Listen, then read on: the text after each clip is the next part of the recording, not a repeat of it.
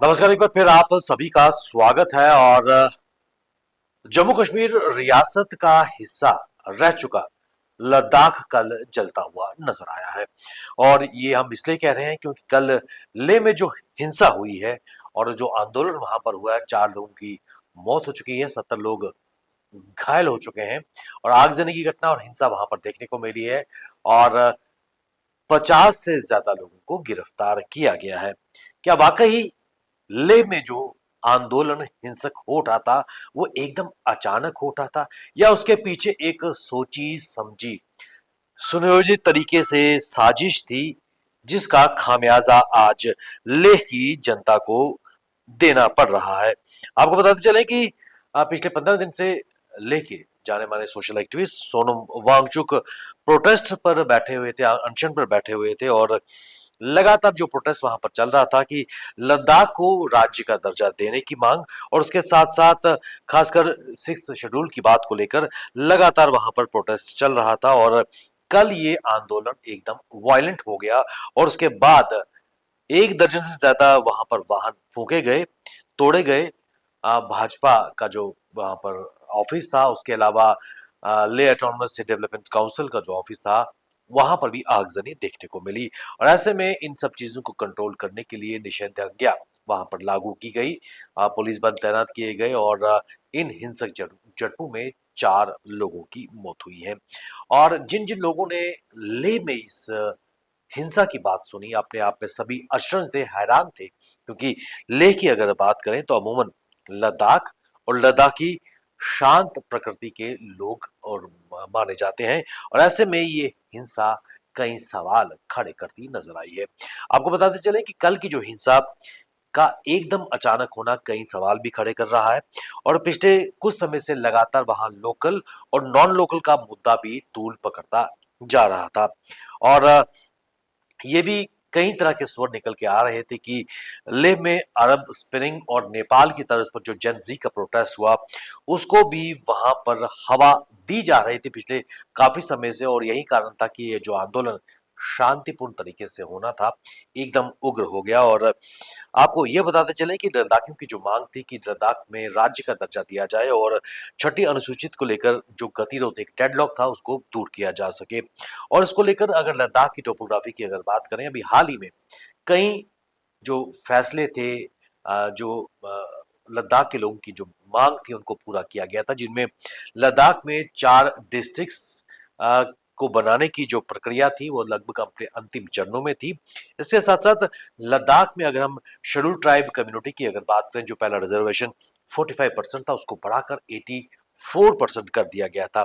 यही नहीं, पंचायती राज की अगर बात करें तो महिलाओं के लिए जो आरक्षण रिजर्वेशन थी उसको भी 1/3 कर दिया गया था। और साथ ही बोटी और बरगी को आधिकारिक भाषा भी घोषित किया गया था।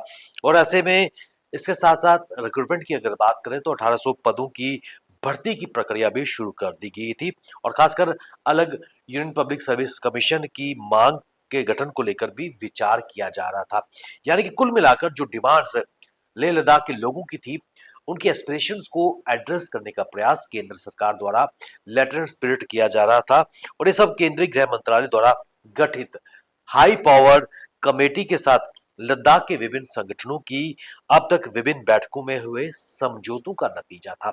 यानी कि कुल मिलाकर लगातार जो नेगोशिएशंस चल रही थी होम मिनिस्ट्री के साथ लद्दाख के डिफरेंट ऑर्गेनाइजेशंस की, ले एपेक्स काउंसिल की अगर बात करें, उसके साथ जो मीटिंग चल रही थी, उसके नतीजे ये आ रहे थे कि इन डिमांड्स को कंसीड किया गया था। डेडलॉक खाली स्टेटहुड की मांग और उसके साथ साथ 6th शेड्यूल में शामिल करने की मांग को लेकर एक डेडलॉक था। और ये कहा जा रहा था कि 6 अक्टूबर को ले एपेक्स बॉडी और केंद्र सरकार के बीच मीटिंग होनी थी, लेकिन ये भी कहा जा रहा था कि उसको लेकर कि इस मीटिंग को जल्दी करवाया जाए, तो केंद्र सरकार इस पे विचार कर रही थी कि ये मीटिंग 25 और 26 सितंबर को की जा सकती थी। उस पर विचार किया जा रहा था, लेकिन कल एकदम हिंसा भड़की। और क्या कारण थे कि अगर शांतिपूर्ण तरीके से वार्ता की प्रक्रिया टेबल पर चल रही थी, तो एकदम ये प्रोटेस्ट, ये आंदोलनकारी वायलेंट क्यों हो गए। और ऐसे में सोनम वांगचुक, जो इस वक्त वहां के एक जाने माने सोशल एक्टिविस्ट भी हैं, उनके भड़काऊ भाषण लगातार इस वक्त सोशल मीडिया पर नजर आ रहे हैं। और इसके साथ साथ ये भी कहा जा रहा है कि कांग्रेस के कुछ स्थानीय नेताओं की भूमिका भी इस पूरे हिंसा के मामले में सामने आ रही है, क्योंकि ले ऑटोनमस हिल डेवलपमेंट काउंसिल के एक काउंसलर का वीडियो भी इस हिंसा में सामने आ रहा है। और निश्चित तौर पर कई वीडियोस भी सामने आ रहे हैं जहां पर भड़काऊ चीजें सामने आ रही है और हिंसा के लिए भड़काते हुए प्रदर्शनकारियों को कहा जा रहा है।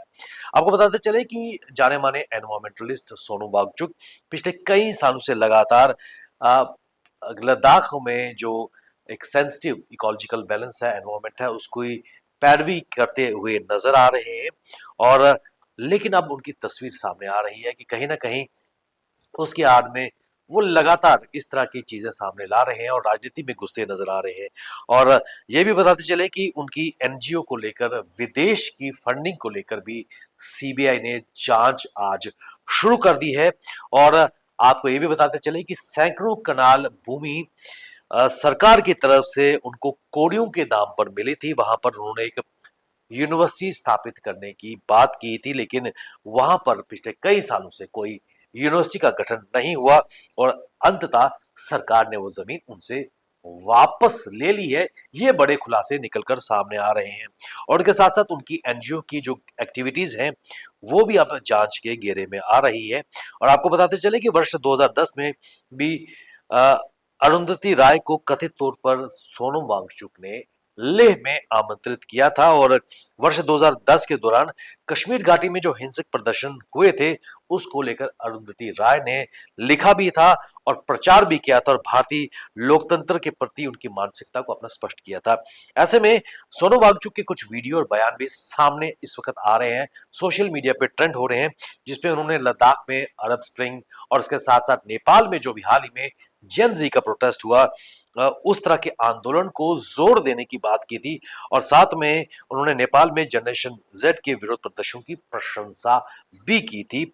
इसलिए ये कहना कि लद्दाख में जो कुछ हो रहा है वो खाली एक लोगों का प्रोटेस्ट नहीं है, लेकिन बल्कि उस आंदोलन को हवा निरंतर तौर पर ना केवल सोनम वांगचुक के जो बयान है उन्होंने दी है, और साथ ही साथ कांग्रेस के जो काउंसलर हैं या उनके नेता भी इस वक्त जांच के घेरे में आ रहे हैं। और ऐसे में सबसे बड़ी बात है कि उनका जो बयान कल आया है, उन्होंने कहा कि आंदोलनकारी कुछ ऐसा नहीं करना चाहते जिससे देश शर्मसार हो, इसलिए हम शांतिपूर्ण तरीके से आंदोलन करेंगे। और जब कल आंदोलन हुआ और उन्होंने अपनी 15 दिन की जो हड़ताल थी उसको समाप्त करके अपने गांव चले गए, जरूरत इस बात की थी कि अगर लद्दाख में जो हिंसा हुई है तो कम से कम लोगों के साथ खड़े होकर इस हिंसा और हिंसा की जांच में सहयोग देने की आवश्यकता थी। तो कुल मिलाकर इसमें कोई दो राय नहीं है कि लद्दाख में जो इस वक्त सिचुएशन चल रही है, वहां के एलजी कविंद्र गुप्ता जी ने भी कहा है कि जांच पूरी तरह की जाएगी और जो दोषी हैं इस पूरे घटनाक्रम में, क्योंकि 4 मासूम लोगों की जान गई है, 70 से ज्यादा लोग घायल हुए हैं, प्रॉपर्टी का नुकसान हुआ है, 50 लोगों को डिटेन किया गया है, दोषियों को छोड़ा नहीं जाएगा। लेकिन इन सब के बीच क्या ये कड़ियां कहीं आंतरिक और एक्सटर्नल डायमेंशंस की ओर भी इशारा कर रही हैं? क्या एक बार फिर जम्मू कश्मीर और उसके साथ साथ लद्दाख को डिस्टेबलाइज करने का प्रयास डेलिबरेटली किया जा रहा है? क्योंकि अगर जो ले एपेक्स बॉडी की कई डिमांड्स को अगर कंसीड केंद्र सरकार ने माना है, तो दो जो विषय हैं, खासकर स्टेटहुड और 6 शेड्यूल में शामिल करने की मांग को लेकर क्या प्रदर्शनकारियों का आंदोलन इतना हिंसक हो सकता है, इतना वायलेंट हो सकता है? ये कई सवाल आज सामने आ रहे हैं। और सोनम वांगचुक खुद इस वक्त सवालों के घेरे में है, जांच अधिकारियों के घेरे में है, और उसके साथ साथ कांग्रेस भी इस घेरे में नजर आ रही है। उसकी भूमिका से भी नकारा नहीं जा सकता। जरूरत इस बात की है कि सेनर वॉइसेस सामने आए, लद्दाख में एक बार फिर शांति का माहौल हो, और जो उनकी डिमांड्स हैं, कई डिमांड्स लगभग पूरी हो चुकी हैं, बाकी डिमांड्स पर भी वार्ता हो रही थी। तो क्या ऐसे कारण थे कि इस तरह हिंसक चीजें सामने आई हैं? ले एपेक्स बॉडी और केडीए को भी सामने आना होगा, कुल मिलाकर शांतिपूर्ण तरीके से किसी निष्कर्ष पर पहुंचना होगा। बने रहिए आप हमारे साथ, हमें दीजिए इजाजत। नमस्कार।